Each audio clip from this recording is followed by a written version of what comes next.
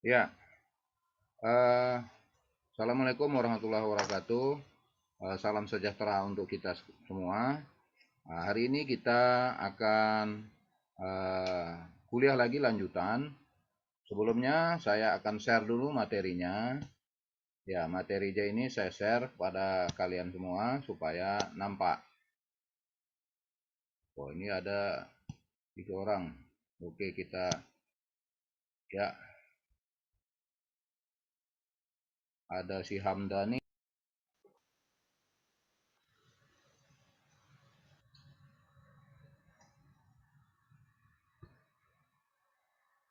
Ya, ada si Hamdani.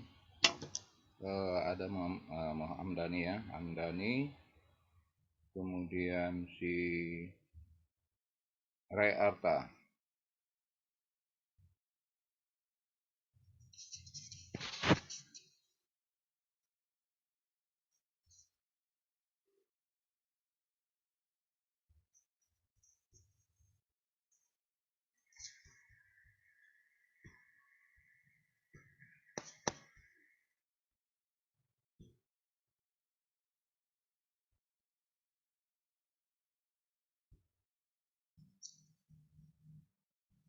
Oke, kita eh, masuk membicarakan hari ini tentang prinsip-prinsip etika bisnis ya, prinsip-prinsip di dalam etika bisnis.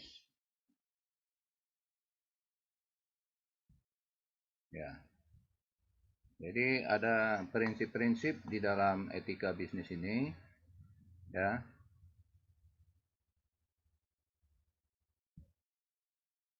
Wah, ini ajab juga ini ya. Ini terganggu dia. Eh,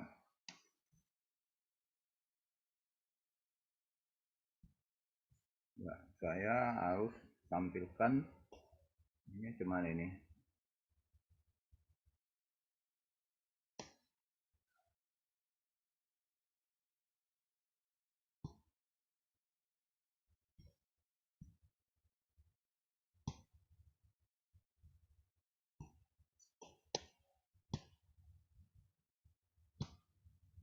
Ya, ini baru saya apakan lagi.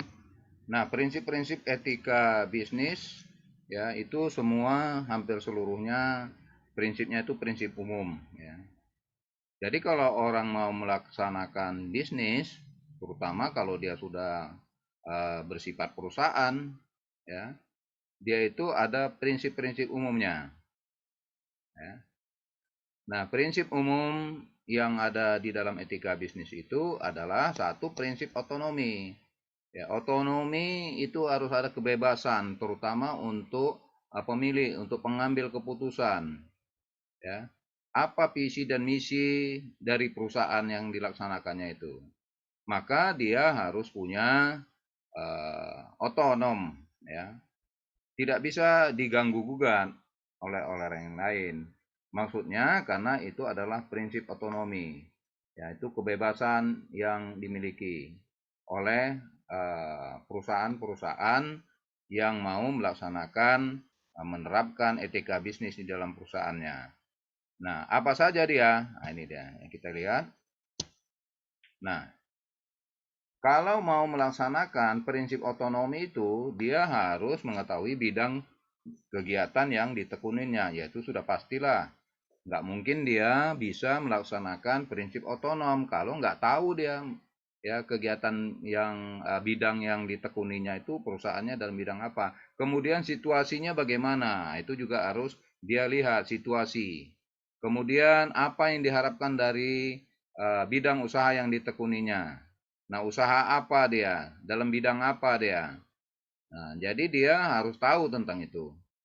Yang berikutnya mengetahui tuntutan dan aturan yang berlaku bagi bidang kegiatan.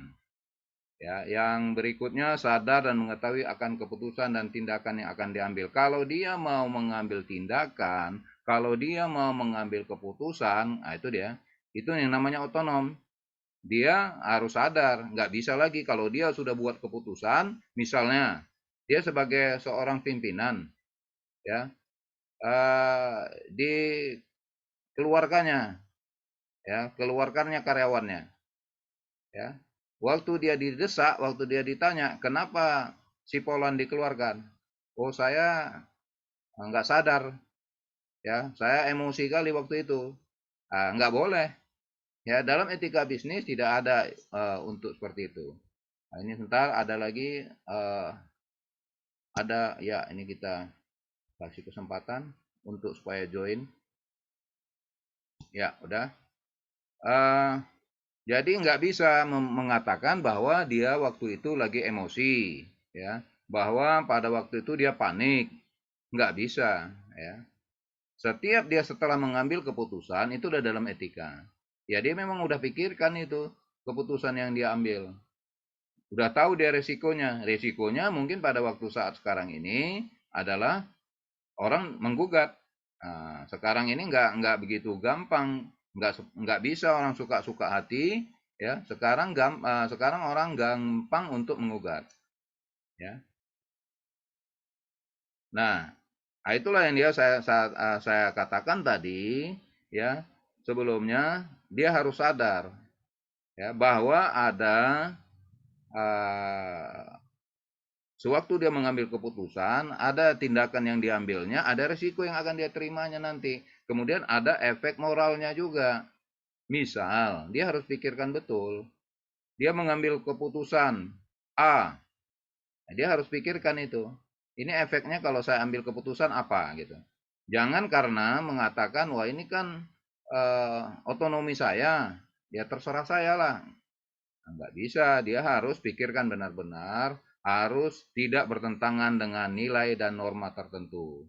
Contoh misalnya, nah ini ya, ini kan perkara mengambil keputusan. Ada misalnya ya karyawannya tidak hadir, ya, dan karyawannya tadi sudah mengatakan, ya, bukan tidak hadir, maaf saya ulangi, dia terlambat, ya, dia terlambat karena mau melaksanakan kegiatan, atau kita katakan ada famili dekatnya yang meninggal, maka dia harus datang ke sana dulu. Dia terlambat, tapi perusahaan dia sebagai pimpinan perusahaan, dia mengatakan, wah ini harus saya tindak. Nah, nggak bisa seperti itu, karena itu udah bertentangan dengan nilai moral dan adat istiadat setempat. Apalagi dia misalnya sebagai seorang anak gitu, atau sebagai famili, atau sebagai ponakan. Masa keluarga yang meninggal, ya, dia harus jumpa kepada pimpinan dulu. Kan nggak mungkin, dia mungkin hanya titip pesan saja sama kawannya yang lain. Atau dia telepon gitu. Nah, itulah dia, walaupun dia namanya otonomi, ya, itu dia harus pikirkan itu dengan nilai-nilai moral, nilai-nilai adat istiadat yang ada di daerah tersebut. Oke, kita lanjut lagi membicarakannya. Nah, ini syarat-syarat yang harus dimiliki oleh orang yang berbisnis otonomi. Nah, ini dia, ya. Kebebasan yang dimaksud di sini memang dikatakan kalau udah otonom